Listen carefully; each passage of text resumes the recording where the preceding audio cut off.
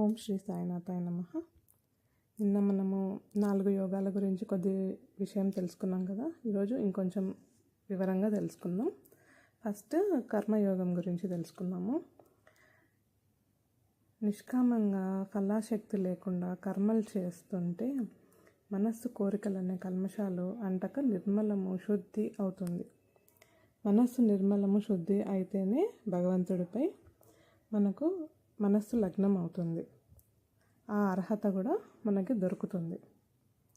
ఇదే కర్మయోగం. తర్వాత భక్తి యోగం గురించి, మనస్సు భగవంతునిపై నిలిపితే నిరంతరం భగవంతుని స్మరించటము, భగవంతుని మహిమ తెలుసుకోనటము, నిజంగా భగవంతుడు మనకు చేస్తున్న మేలు తెలుసుకొని కృతజ్ఞతాపూర్వకమైన భక్తిని కలిగి ఉండటము జరుగుతుంది. ఇది భక్తి యోగం. నెక్స్ట్ జ్ఞానయోగం.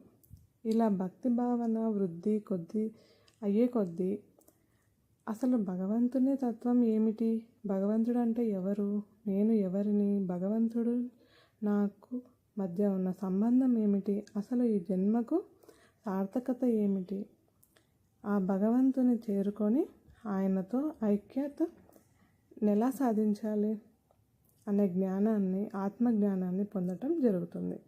ఇది జ్ఞానయోగం. నెక్స్ట్ ధ్యానయోగం.